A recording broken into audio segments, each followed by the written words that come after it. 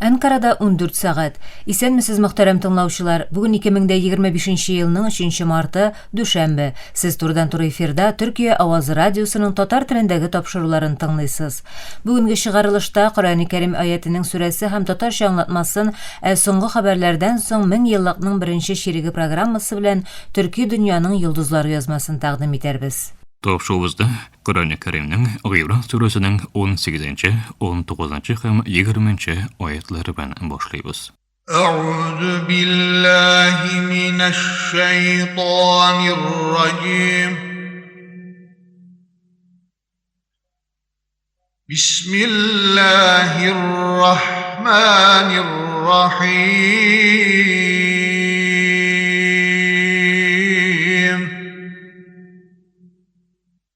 شهد الله أنه لا إله إلا هو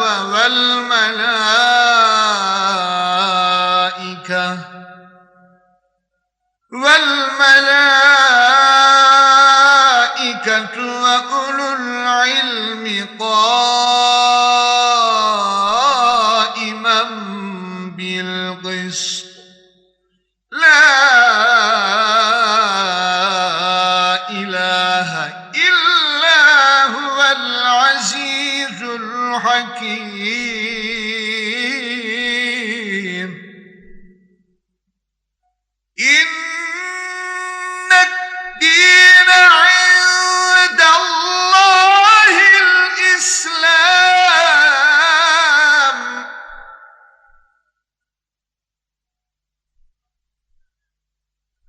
وما اختلف الذين أوتوا الكتاب إلا من بعد ما جاءهم العلم بغيا بينهم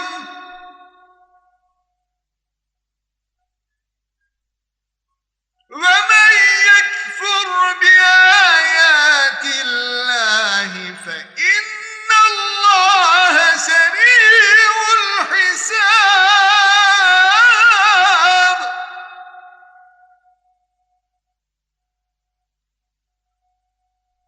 فإن حاجوك فقل أسلمت وجهي لله ومن اتبعني وقل للذين أوتوا الكتاب والأميين أأسلمتم فإن أسلموا فقد اهتدوا وإن تولوا فإنما عليك البلاغ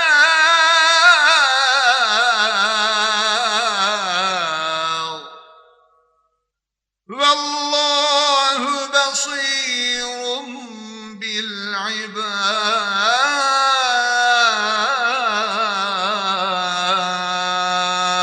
بالعباد صدق الله العظيم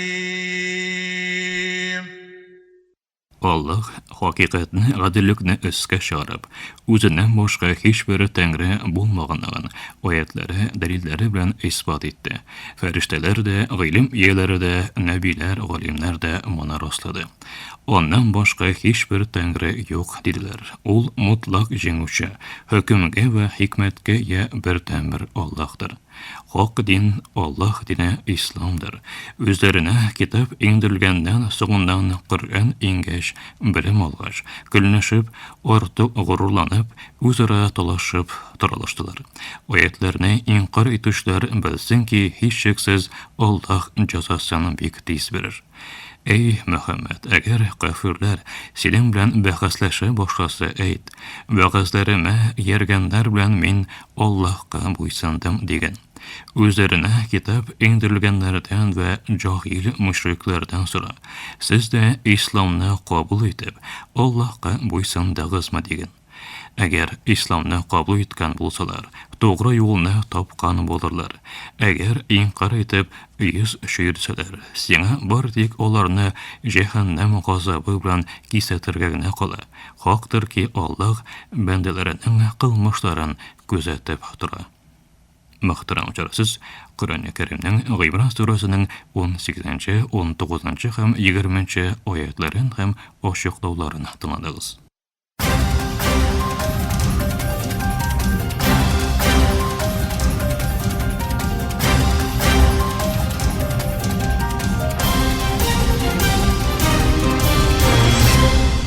Тапшыруларыбызны соңгы хәбәрләр белән дәвам итәбез. Израиль геноцид сугышының башындагы камалыш тактикаларына кире кайтып, Газзага азык-төлек һәм гуманитар ярдәм кертүне бөтенләй туктатты. Хөкүмәт рәисе Нетаньяху Хамаска басым ясау өчен ачлыкны куллануын ачык рәвештә белдереп, утны туктату килешүенең икенче этабын кире какты. БМО һәм ярдәм оешмалары моның халыкара хокукны бозу булуын әйтеп реакция белдерде. Сауд Гарәбстаны бу адымны шантаж буларак бәяләде. Мисыр исә Израильне коллектив җәзалау оештыруда гаепләде. Шул ук вакытта Израиль җәһәннәм планы әзерли. Тель-Авив чыганакларына караганда бер атна эчендә Газзадагы хәрби операцияләрне арттырып, төбәккә китүче электрны өзү, суны чикләү һәм төрле үтерүләр оештыру күзаллана. Моңарчы күрелмәгән сугыш буларак каралучы әлеге адымның максаты Хамасны АКШта яклаучы бер тәкъдимне кабул иттерү. Сүз уңаеннан Израиль Рамазан һәм Камыр бәйрәме өчен вакытлыча утны туктатуны кабул итте, ә Хамас Израильнең килешүне бозмаячагына гарантия сорый. Англиядә Украина темалы лидерлар саммиты узды. Анда Русия белән Украина сугышындагы соңгы вазгыять һәм Авропа иминлеге каралды. Җыелышта Төркия ягыннан тышкы эшләр министры Хакан Фидан катнашты. Чарада Украинага ярдәмнәрне исә икътисади басымны дәвам итү, моннан тыш саклану бюджетын арттыру карары чыгарылды. Украина дәүләт башлыгы Владимир Зеленский Лондондагы критик саммиттан соң Украинаның АКШ белән казылма байлыклар килешүе имзаларга әзер булуын әйтте. Украина икътисадын көчәйтү һәм илнең сугыш тырышлыкларына ярдәм итү өчен төзелгән килешү Зеленский белән АКШ илбашы Трампның халык каршына тартышуы белән киртәгә очрады. Зеленский әлеге хәлгә карамастан Украинаның конструктив калуын һәм алга барырга әзер булуын белдерде. Төркия тышкы эшләр министры Хакан Фидан Америка Кушма Штатларының Украина мәсьәләсендәге үз-үзен тотышы Авропа иминлеге нисбәтеннән сорау тудыруын сөйләде. Ул Англиядә Украина темалы лидерлар саммитында катнашканнан соң ясаган белдерүендә Төркиянең Русия белән Украина арасында даими тынычлыкка өстенлек бирүен җиткерде. АКШның ахыргы атналарда алган позициясе һәм бу позициясын торган саен тәгаенләшүе яктысында кайбер каршылыклы фикерләр туды. Авропа берлегендә төбәкнең иминлеге мәсьәләсендә бер төркем сорау барлыкка килүе мәгълүм. Бу ачык рәвештә сөйләшенә, диде Төркия тышкы эшләр министры. Хакан Фидан Украина темалы җыелышларның моннан соң тагын да ешрак уздырылачагын белдерде. Сүрия вакытлыча хөкүмәте Әсәд режимы төгәлләнгәннән соң яңа конституция декларациясе әзерләү өчен комитет төзеде. Берсе хатын-кыз барлыгы 7 әгъзадан торучы төркем дистәләрчә ел дәвам иткән диктаторлык режимы һәм 13 еллык сугыштан соң илнең киләчәген формалаштырачак. Хөкүмәт төп игътибарының оешмаларны кабат торгызу булуын белдерә, тик күчү өчен әлегә төгәл вакыт әйтелмәде. Иранның көньяк-көнчыгышындагы Систан-Балучистан төбәгендә җир тетрәү булды. Тәһран университетының сейсмология үзәгеннән белдерүләренчә, 5,1 балл зурлыгындагы зилзиләнең мәркәзе Иран шәһәр каласында. Аны җирле вакыт белән сәгать 9 тулып 55 минутта теркиләр. Җир өслегеннән 28 чакрым тирәнлектә булган зилзиләдә үлүче яисә яраланучы турында әлегә белдерелмәде. Америка Кушма Штатлары һәм Кытай тикшерүчеләре Марстагы җир асты күрсәткечләренең кызыл планетада элек океан һәм кумлык була алуына ишарәләвен белдерде. Алар Куронг аппаратының җир астын күзәтү мәгълүматларына таянып нәтиҗә чыгара. Аны җирдә диңгез яр буеннан казып алынган үрнәкләр белән чагыштыралар һәм охшашлык табалар.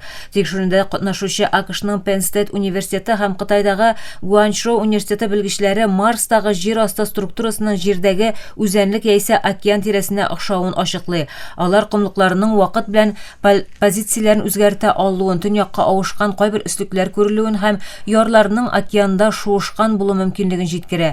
The Guardian газетының хәбәренә караганда, тикшерү авторларының берсе Бенджамин Карденес тикшерелгән ландшафтларның янартау яисә чүлдәге ком калкулыкларына охшамавын, яр буе яисә океан булуына ишарәләвен әйтә. Аныңча Марста тормыш эзләрен тикшерергә кирәк. Amerika Kino Sanatı һәм Фәннәр Академиясе бирүче Оскар бүләкләре 97-нче тапкыр ияләренә тапшырылды.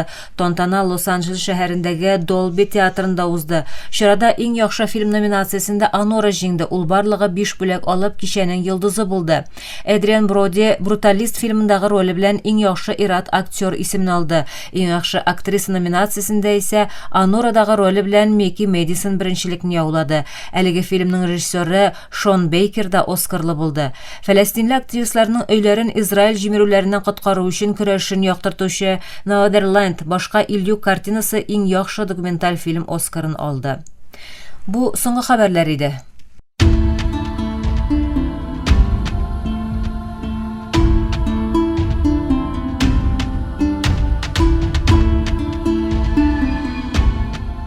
Мен еллыкның беренче ширеге.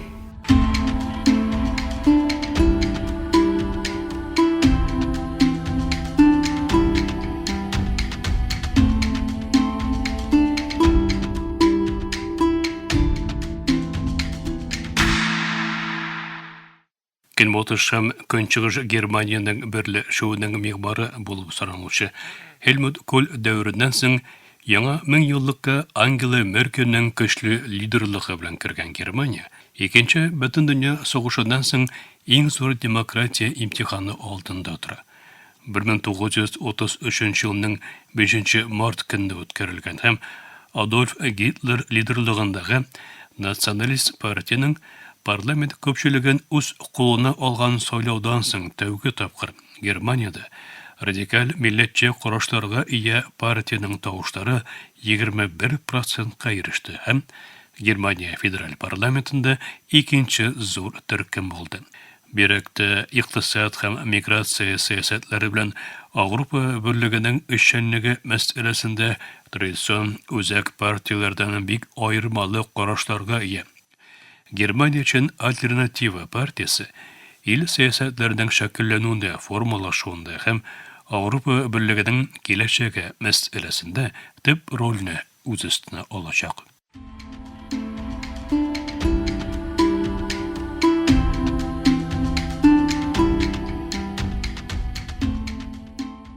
Елның 3 март көнне Швейцария халкы тарихи референдум үткәрде. 1815 елда бөтен Авропа илләре кул куйган Париж килешүе белән тарафсыз ил статусын алган.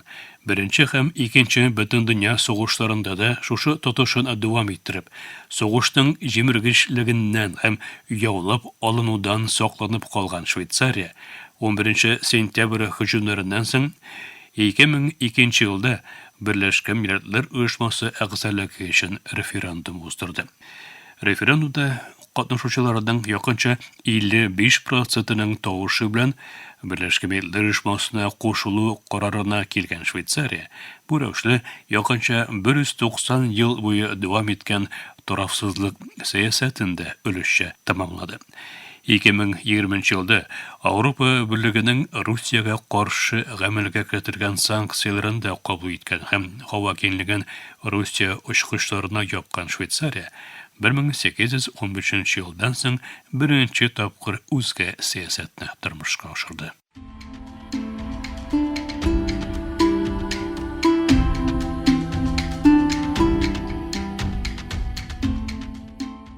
Бер 1857 елның 8 март көнне Америка Кушма Штатларының Нью-Йорк каласында 40 000 хатын-кыз тукучы эш шартларының яхшыртылуы өчен эш ташлау чарасын үткәрә. Полициянең эш ташлау чарасына бик кырыс итеп мөгамәлә күрсәтүеннән соң эшханада камалышта калган күпсе хатын-кыз 129 эшче килеп чыккан янгында һәлак була. 1910 елда Дания башкасы Копенгагенда җыелган Халыкара социалист хатын-кызлар конференциясендә 1857 елда гомерләре үзелгән хатын-кызларның истәлегенә 8 март датасын Халыкара эшче хатын-кызлар көне дип игълан ителә. 1977 елда Берләшкән Милләтләр Оешмасы кабул иткән карар белән 8 март Халыкара хатын-кызлар көне итеп кутлана башланды.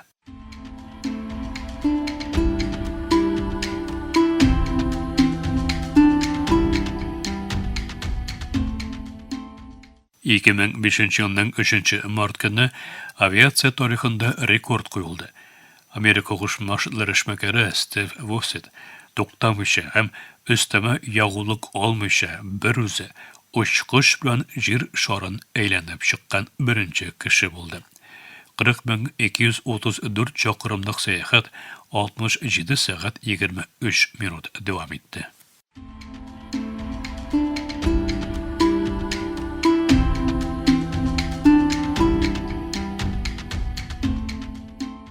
Санак, компьютер ойыннары бәйлелегенең үлем белән төгәлләнә алынуы Көньяк Кореяда яшәнгән күңелсез вакыйга белән билгеле булды. 2000 елның 9 март көне өендәге санагында һич тормыйча сәгатьләр буе уен уйнаган 37 яшендәге Ким Кванг-су шектән тыш алҗыганлык, хәрәкәтсезлек һәм стресс аркасында гомерен югалтты. Бирәктә онлайн санак уеннарының киң таралуы белән бик күп илдә моңа охшаш үлем очраклары табиблар тарафыннан соңгы елларда еш ачыклана башланды.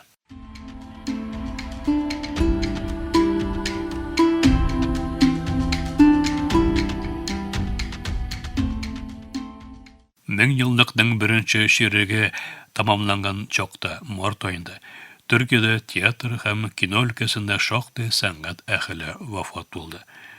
Төрек театры һәм киносының ветеран исемнәреннән Эрҗан Язан 2018 елның 8 март көне, Расим Өстәкин 2021 елның 8 март көне һәм Кайхан Йылдыз улы 2024 елның 9 март көне үзләреннән соң йөзләгән спектакльне, сериалны һәм кинофильмнарны калдырып, соңгы юлга озатылды.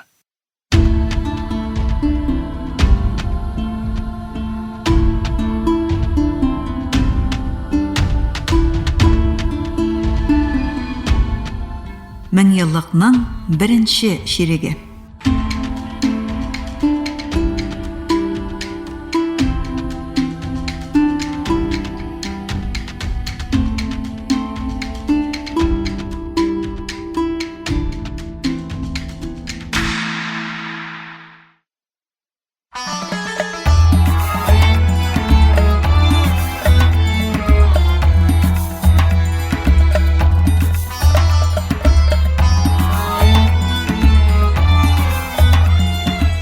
Төрки дөньяның йолдызлары.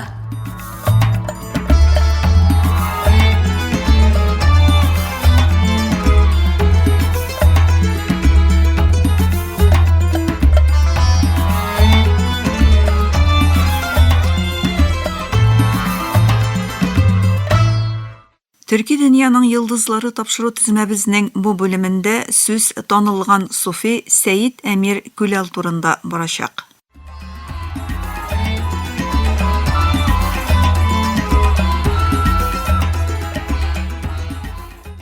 Сәйид Әмир Күләл 1284 елда Бохараның Сухара авылында туа һәм гомерен шул җирлектә үткәрә.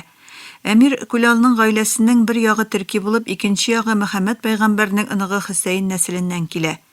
Күләл сүзе Бохара һәм аның тирәсендә чүлмәкче дигәнне, ягъни Сәйид Әмир Күләлнең һөнәрен аңлата. Ул заманда Әмир Күләлнең Бохарада зур чүлмәк эшханәсе һәм кибете була.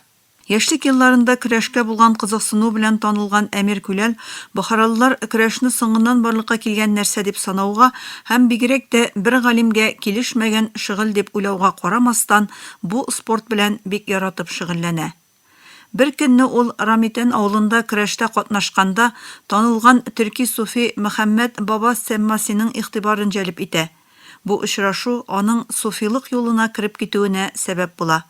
Сәммәси аны үзенең мәгънәви улы итеп кабул итә һәм Әмир Күләл 20 ел дәвамында аның шәкерте була. Суфичылык белемендә хаҗиган юлы белән бергә ясәвилек юлының да йыгынтысы булган Әмир Күлә Сәйид ата кебек бийек төрки суфиларыннан да гыйлем ала. Ул суфилык өйрәнүен уңышлы тәмамлаганнан соң үзенең остазы баба Сәммәсинең буйрыгы белән Баһаэтдин Нақшбәнднең рухи тәрбиясе белән шөгыльләнә. Нақшбәнднең суфичылык юлында иң беренче һәм иң мөһим остазы дип саналган Әмир Күләл аның белем алуында зур роль уйный. Әмир Кулал бары тик рухи лидер гына түгел, ул шул ук вакытта төрки үзаң һәм гореф-гадәтләрен саклап калган мөһим шәхес. Аның суфилык аңлаешы күчмә һәм утырак тормышлы төрки җәмгыятьләр арасында мөһим күпер барлыкка китерә. Ахилик һәм ясәвилек кебек халык рухына якын торган төшенчәләре белән охшашлык күрсәтеп, төрки җәмгыятьне рухи яктан тәрбияли. Әмир Кулал төрки суфичылык традициясендә рухның алдынгы вәкиле булып, халыкны берләштергән һәм аларга әхлакый, рухи кыйммәтләр биргән бер лидер буларак кабул ителә. Әмир Кулал төрки ислам мистик традициясенең иң мөһим вәкилләреннән берсе. Ул үз заманында төркиләр арасында суфилыкны җәелдерү һәм халыкның ислам дине белән тирәнрәк таныш булу өчен тырышучы суфиларның берсе була. Аның рухи тәэсире бары тик шәхси белемне генә түгел, ә бер җәмгыятьнең ислам дине белән ничек яшәү кирәклеге турындагы юл картасында үз эченә ала.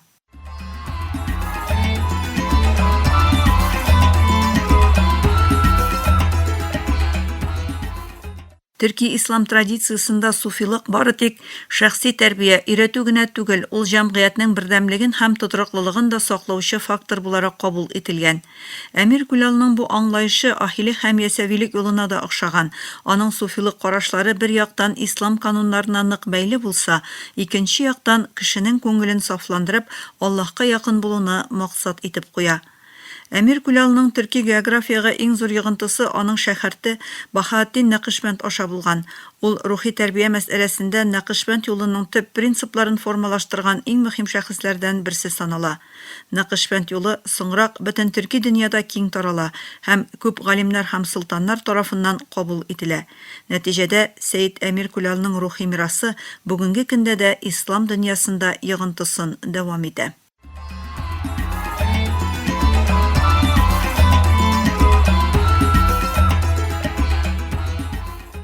Мөхтәрәм тыңлаучылар, Төрки дөньяның йолдызлары тапшыру тезмәбезнең бүгенге чыгарылышында халыкара мөнәсәбәтләр белгече Җәмил Дуач Ипәкнең танылган суфи Сәйид Әмир Кулал турындагы язмасын тәкъдим иттек.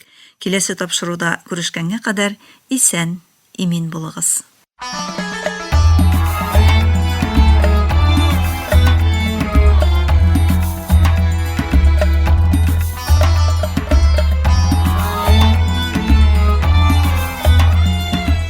Төрки дөньяның йолдызлары.